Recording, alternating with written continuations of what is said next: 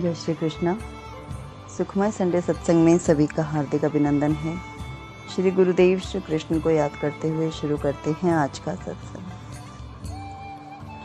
जब हम परमात्मा से प्रेम करने लगते हैं तो कोई भी संसारिक वस्तु इस लायक प्रतीत नहीं होती कि उससे प्रेम किया जाए। जिस प्रकार चातक को यह विश्वास होता है कि स्वाति नक्षत्र में बरसे जल से ही उसकी पिपासा शांत होगी, तब चातक पक्षी पावस में गिरने वाली ओस की पहली बूंदों का प्यासा हो जाता है। तो उसे न तो तूफान का भय होता है, ना ही बादलों की गर्जना का। इसी प्रकार साधक को भी ऐसी प्यास उत्पन्न हो जाए तो परमात्मा की प्राप्ति सुलभ हो जाती है।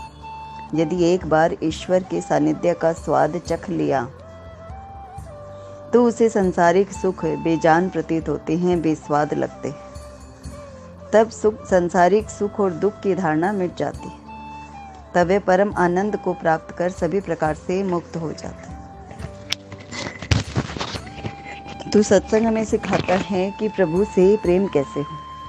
प्रभु से प्रेम हो जिस प्रकार पनिहारिन सिर पर मटकी लेकर चलती हैं, बातें भी करती हैं। सारी 3-4 युवतियाँ इकट्ठी होकर सिर पर जब मटकियाँ लेके पानी की जल की भर के चलती हैं तो उनका वो चाहे मटकी को पकड़े या ना पकड़े, पर पानी की एक बूंद भी नहीं छलकती। साथ ही वे हंसती भी हैं, बातें भी करती हैं और कोई कोई तो इधर उधर घूम भी लेती है, नृत्य तक कर लेती है। तो वो जो साध है वो कहाँ से आती है? वो आत्मविश्वास से आती है, मनोबल से आती है। वो ये पता होता है कि हम अपना संसारिक कार्य कर रहे हैं, पर ध्यान पानी पर। ध्यान हमारा किधर? सतत ध्यान पानी पर है कि पानी ना गिरे। लेकिन वो अपना कार्य करते करते भी वो पानी का ध्यान रख लेती हैं। वैसे ही साधक की स्थिति हो कि बस परमात्मा का ध्यान हो और रुझान या जो भी कार्य है, संसारिक क्रियाएं हैं, वे सब हम करते रहें तो वे होते रहते हैं। जो संत रैदास हुए वे जूतियाँ गांठने का काम करते थे। वे गंगा के किनारे ही रहते थे, लेकिन वे कभी गंगा जी के घाट पर नहीं गए। सभी साधु संत जाते थे पर वे कभी नहीं जाते थे। उन्होंने अपने मन को ही गंगा बना लिया। उन्होंने अपना जो एरिया था जहाँ वो बैठे रहते थे उसी को ही तीर्थ बना लिया। अपने ही हृदय को ही मंदिर बना लिया। तो जब एक भक्त उनके पास आया कि आप गंगा के दर्शन क्यों नहीं करते, तो वे कहने लगे कि मैं क्यों गंगा के पास जाऊं, गंगा जब मेरे पास आ जाती। तो उन्होंने अपने जो कटोथा था जिसमें वो ज्योतियाँ गांठने के बाद वो जो चमड़ा डुबोने के लिए जो पात्र होता है, उसमें उन्होंने उसे गंगा जी के दर्शन कराए और उन्हें एक सिक्का दिया कि जाओ गंगा घाट पर जाकर गंगा मैया को देते हैं। तो गंगा मैया ने, कहते हैं कि वह स्वयं हाथ निकालकर उस सिक्कों को लिया था। तो भक्त बड़ा आश्चर्यचकित हुआ कि वो कभी नहीं जाते, गंगा के दर्शन भी नहीं करते, फिर भी गंगा मैया से उनका इतना प्रगाढ़ प्रेम।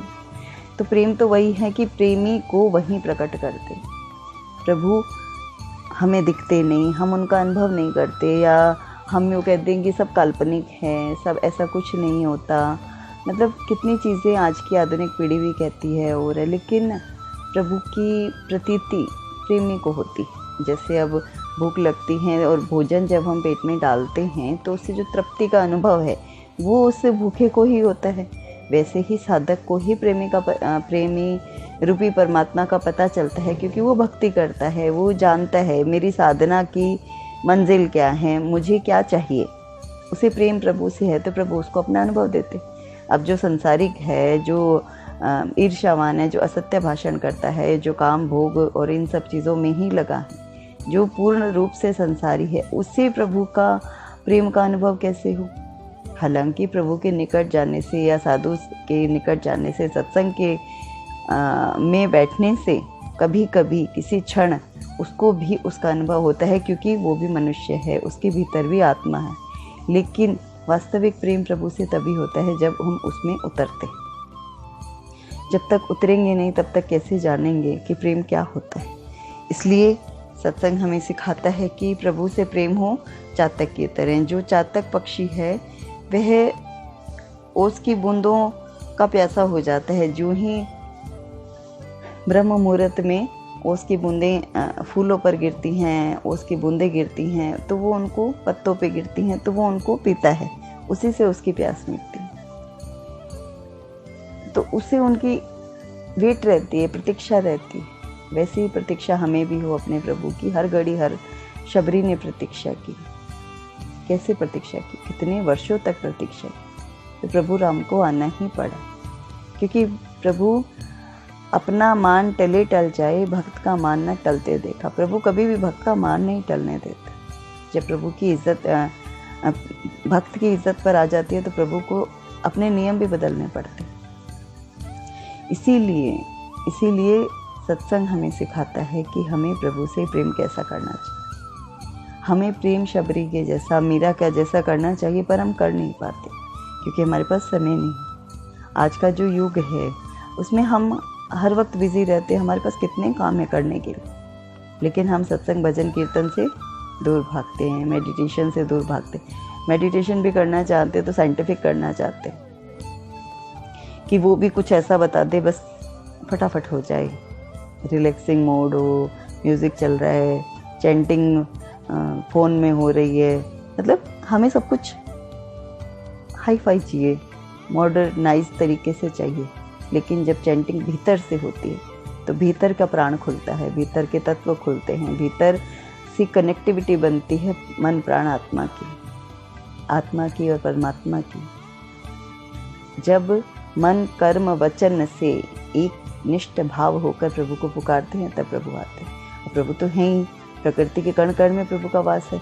हर जगह हम उस दिव्य शक्ति को अनुभव करते हैं। जब भी हम पर कोई आपदा आती है, विकटता आती है, हम प्रभु को पुकारते हैं। जब भी कोई बीमारी फैलती है या कैसी भी हम खुद बीमार हों या हमारे घर में कुछ भी अप्रिय घटित हो या हमारे आसपास कुछ भी हो, तो हम प्रभु के चमत्कार, प्रभु की बहुत सारी कृपाएं हम जब तब देखते ही रहते हैं, अनुभव भी करते हैं, सुनते भी हैं, बड़े बुजुर्ग भी बताते हैं।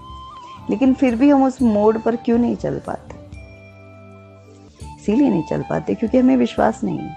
हमने अपने आप को संसार से इतना कनेक्ट कर लिया है कि हम डिटैच हो ही नहीं पाते और प्रभु से अटैच नहीं हो पाते। प्रभु से अटैच होने के लिए हमें उनका होना पड़ेगा, उनसे प्रेम करना पड़ेगा। जैसे हम अपने परिवार से, अपने पत्नी से, पति से, बच्चों से, अपने घर परिवार, इष्ट मित्रों से करते हैं, वैसे ही प्रभु से प्रेम करना पड़ेगा। और जब वैसा प्रेम उनसे होने लग जाता है तो उनकी प्रतीक्षा भी होती है, क्योंकि जिससे प्रेम होगा उससे मिलने की भी प्यास जगेगी। मिलने की प्यास जगेगी तो वो कभी पूरी भी होगी।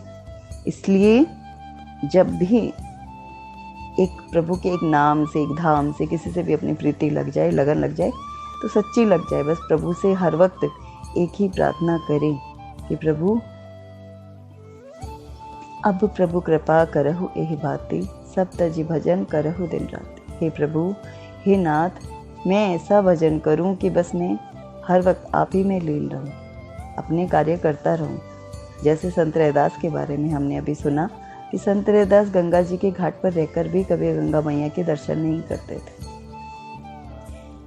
लेकिन हमारे मन में ही वही हो जाए। हम कितने संतों को देखते हैं, वो अपना एरिया ही तीर्थ बना लेते हैं। जहाँ संत होता है वहीं भगवान आ जाते हैं, प्रभु अपने रूप में दर्शन देते हैं।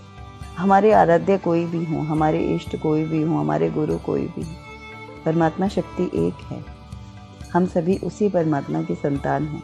इसलिए हमें उनसे सदैव प्रेम करना चाहिए और अपने नाम जप से प्रभु को अपने भीतर ही प्रकट कर लेना चाहिए। और ये सब साधु संतों की, गुरुजनों की कृपा से होता है, बड़े बुजुर्गों की आशीर्वाद से होता है। तो इससे हम कभी वंचित नहीं रहने चाहिए। जब भी किसी साधु का संग मिले, सत्संग मिले, भजन कीर्तन का सुअवसर मिले, तो कभी भी हमें छोड़ना नहीं चाहिए। जय श्री कृष्ण।